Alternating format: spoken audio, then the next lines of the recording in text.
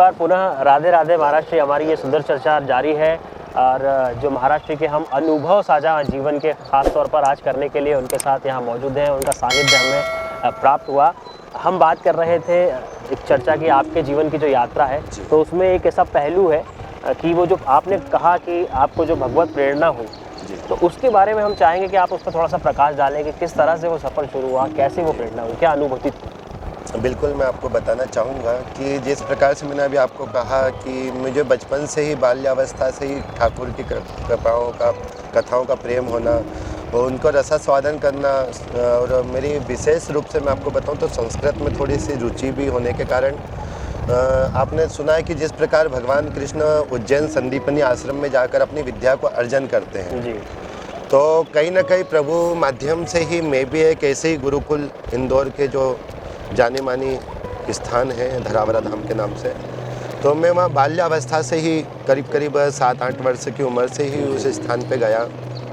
वहाँ जाने के बाद हमारे पूज्यवर गुरुदेव जो घनश्याम दास जी महाराज हैं, उनका सानिध्य मुझे इस प्रकार से मिला है जिस प्रकार नारद जी को बाल्यावस्था में ही अपने माता के आदेश अनुसार गुरुओं से मिला है।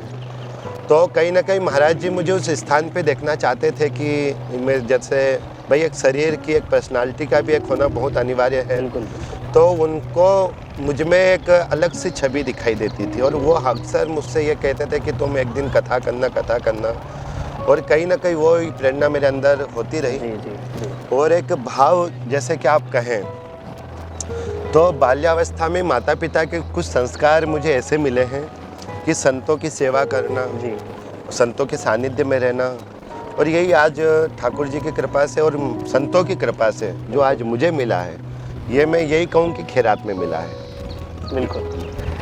आज का जो युग है महाराज जी, जैसा आपने कहा कि बाल्यावस्था से ही जी।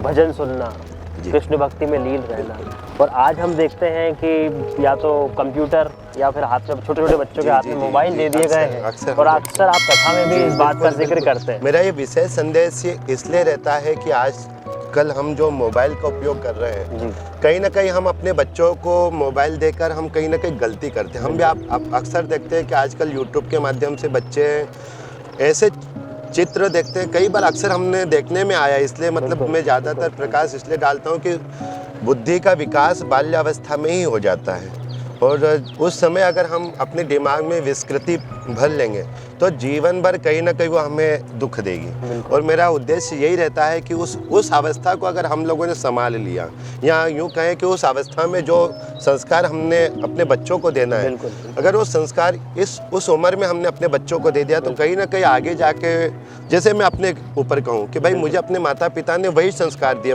भगवान की पूजा करना, माला, अपने गुरु मंत्र की माला करना, तो ये हमें अपने माता पिता के द्वारा, आपने अक्सर सुना भी है कि प्रथम गुरु हमारी माँ है, है ना।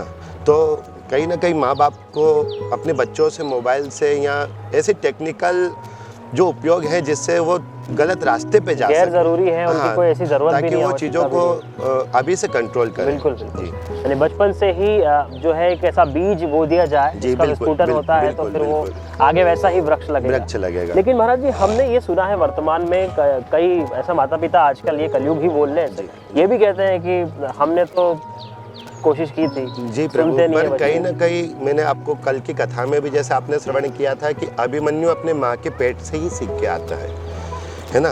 और चक्रव्यूह में तोड़ना तो अपने पिता के द्वारा मुख से जब अभिमन्यु अपने पेट में थे तभी सुन चुके थे।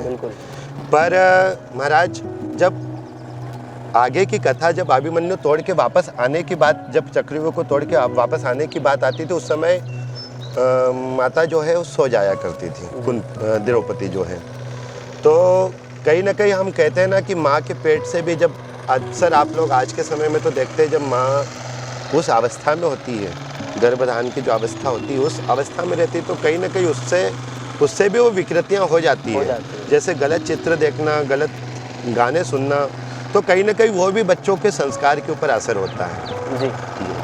आपके जीवन में जो बाल्यावस्था में, जैसा आपने कहा कि आपके माता पिता से आपको संस्कार मिले, आपको प्रेरणा हुई, आपने ये सफ़र शुरू किया, इंदौर का जो आश्रम धरावरा धाम आपने उसका जिक्र किया, वहाँ से आपने शुरुआत करी। तो जीवन में कहीं ना कहीं एक सद्गुरु की भी आवश्यकता बहुत ज़्यादा हाँ, होती है। बिल्कुल। और मैं तो यूँ कहूँगा कि जिस प्रकार दत्तात्रेय जी महाराज ने 24 गुरु बनाए हैं, जी, मैंने गुरु मंत्र तो केवल एक ही गुरु से लिए हैं, पर मैंने शिक्षा सबसे ली है। बिल्कुल। जितने संत मेरे सानिध्य में आते रहे, जितने मुझसे मिलते रहे, तो उन्होंने ठाकुर जी के मतलब कहते हैं ना कि सरस्वती निवास करती ज़बान पे, तो उनका केवल एक ही ये था कि जो आपने जो परमात्मा की कृपा से जो शरीर पाया है, तो इसका सदुपयोग आप ऐसी जगह जाके करो ताकि इस संसार को, इस देश को आपकी ऐसी आवश्यकता है, और कहीं ना कहीं आप ऐसे संदेश इस देश को दो ताकि देश तरक्की करे, धर्म की ओर संचालित। और हमारी भगवत कथाएं जी। ठाकुर जी से प्रेम हो, ऐसी प्रेरणा मुझे अक्सर दिया करते थे, और वही बात को मैंने अपने